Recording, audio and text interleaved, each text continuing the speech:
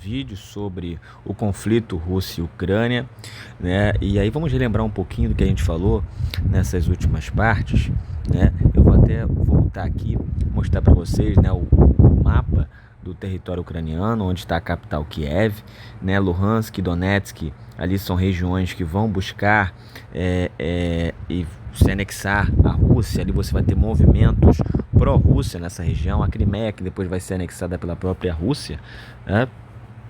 Tá? E aí vamos tentar fazer uma cronologia aqui desses acontecimentos em relação a essa tensão e os conflitos, né, que vão envolver Rússia e Ucrânia. Em março de 2014, a população da região da Crimeia, que vocês viram ali no mapa, vai voltar para se anexar à Rússia. Ali vivem muitos russos. Essa região já pertenceu à Rússia por muito tempo.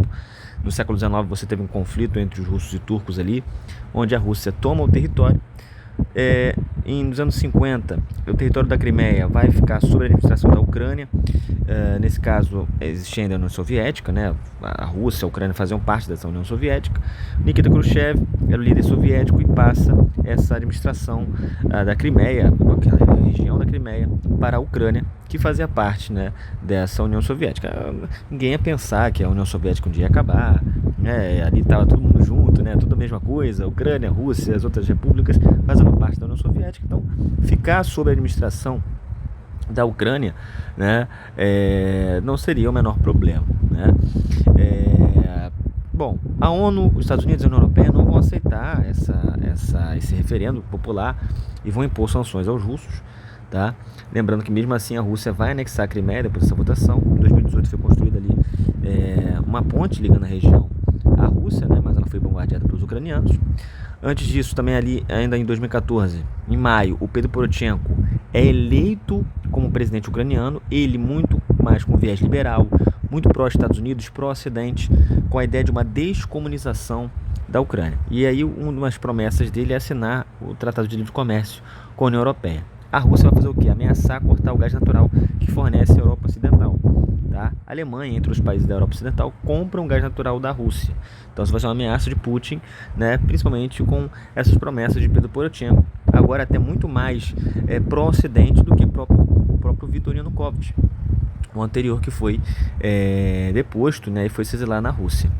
No mesmo mês, de maio de 2014, outra região da Ucrânia, onde tem muitos movimentos pró-Rússia, e vendo a Ucrânia cada vez mais se demandando para o Ocidente, para tratativas com a União Europeia, e até mesmo mais à frente, com o Zelensky chegando, uma relação até maior com a OTAN, alguns movimentos pró-Rússia vão fazer referendos, esses movimentos ali em Donetsk e Luhansk, tá? Fazendo referendos para se anexar à Rússia.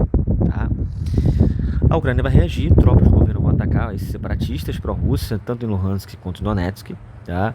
Lembrando que, como eu falei nos vídeos anteriores, os presidentes anteriores, mas até a chegada do Viktor Yanukovych ali, você vai ver que todos eram muito aliados à Rússia, tá? Alinhados e aliados à Rússia.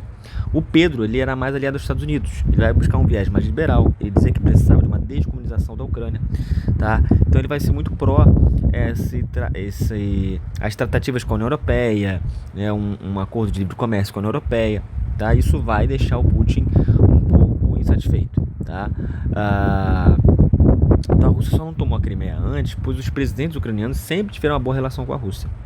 Em 2019, vai entrar o Zelensky, também aliado dos Estados Unidos, com outro objetivo de se aliar à OTAN. Tá? Isso não vai deixar o Putin muito satisfeito. Em 22 ele reconhece a independência de Luhansk e Donetsk. Tá? Muito feliz agora que essas regiões estão sob a área de influência russa. Tá? Nesse caso, esses territórios eles não se anexaram à Rússia, buscaram independência, e aí o Putin reconheceu a independência desses territórios. No caso, só a Rússia que reconhece. O Zelensky começa as negociações com a OTAN, tá? Assim, que era o objetivo dele, era se aliar à OTAN, vendo esses avanços da Rússia, desses movimentos pró-Rússia crescendo, né? Então ele começa as negociações com a OTAN.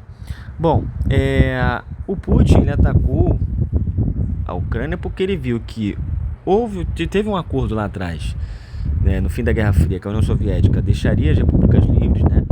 e não haveria um avanço da OTAN para o leste. Vocês estão vendo ali que vários territórios do leste europeu foram se anexando, de certa forma, anexando, melhor dizendo, acho que não é o melhor termo, mas entrando na OTAN, tá? Entrando na OTAN, acho que é o melhor termo, né? Anexar, a gente fala de anexação de territórios, mas entrando nessa organização militar, tá?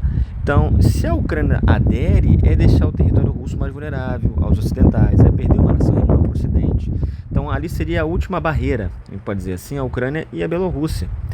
Porque olha ali, todos os territórios ao leste europeu, basicamente, entraram na OTAN, né? Olha a expansão da OTAN desde 97, né? Então, e ingressou na OTAN a partir de 97 a maioria dos países do leste europeu. Então, a Rússia estava perdendo a sua área de influência, tá? Então, é uma coisa que deixa o Putin insatisfeito. Não só essa ligação com a União Europeia, que já estava tentando com o Viktor Yanukovych, mas ele arregou, né, e acabou continuando ali alinhado à Rússia. Aí você tem ali o Pedro Poroshenko aí agora querendo as tratativas com a União Europeia.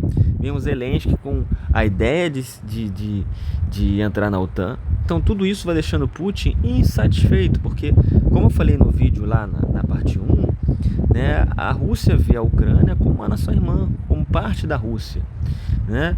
E você vê essa parte do leste europeu cada vez mais se ocidentalizando, aí tem uma questão cultural muito forte. Isso incomoda Vladimir Putin, né? Então, resumindo, né, a Rússia não quer a Ucrânia aderindo na OTAN e à União Europeia por um avanço do Ocidente ao leste europeu, culturalmente, politicamente, economicamente. Há risco da Rússia de perder seu território pela ação de Putin. É como se a Rússia estivesse perdendo uma parte do seu território, no caso da Ucrânia, né, que é uma nação eslava, que é a sua última barreira de proteção contra os ocidentais. E é o desrespeito dos Estados Unidos e da OTAN ao tratado no final da Guerra Fria. Tá? Aqui algumas notícias para a gente... É importante, né, essa discussão que a gente faz e aí trazer as notícias, né? Secretaria de Estado dos Estados Unidos diz que a Ucrânia vai ser membro da OTAN. Isso é de 24, né? A União Europeia autoriza negociações para a entrada da Ucrânia no bloco, né? Algumas notícias relacionadas aos conflitos, né? A Ucrânia atacou a infraestrutura energética russa. Moscou disse que 50 drones foram abatidos. Moscou também acusa a Ucrânia de ataques de drones dentro do território russo. Né? A Ucrânia acusa a Rússia de ataque que matou ao menos 41 em um hospital infantil, né? O Zelensky aí depois disse que afirma que quis matar Putin após o ataque ao hospital infantil. E aí ferindo também civis. Né? E é um conflito que ainda permanece. Você vê aí o Donald Trump, que retoma como presidente dos Estados Unidos, tentando ali negociar o fim dessa guerra, o que eu acho que vai ser muito difícil. Os Estados Unidos manda bilhões para a Ucrânia. É claro que a Ucrânia vai ter que pagar de alguma forma, principalmente quando você fala das suas terras raras. Nessa guerra comercial com a China, é muito importante para os Estados Unidos ter acesso às terras raras. E a China é a maior reserva de terras raras, é eles que sabem todo o processo, né, a situação de processamento dessas terras raras são os chineses, né? Então, nesse avanço tecnológico, a China tem a maior reserva e ao mesmo tempo saber fazer o processamento. Isso dispara a China no PIB e a possibilidade de se tornar a maior economia do mundo. Isso deixa os Estados Unidos um pouco satisfeito. Então, ter acesso a terras raras de outros lugares é muito importante na visão dos Estados Unidos. E na Ucrânia também tem. Além das terras férteis para a agricultura, ali tem muitos minerais. Então, o que a Ucrânia deve fazer no fim dessa guerra? Né? Como compensação, né? Pagar o que os Estados Unidos ajudou durante esse conflito, dar acesso às terras raras. É o que deve acontecer, né? É o que deve acontecer. Espero que vocês tenham gostado desse vídeo, né? Aqui é um pouquinho sobre esse conflito Rússia-Ucrânia, tá? Dividi aí em 4 partes para não ficar tão cansativo. Valeu, gente.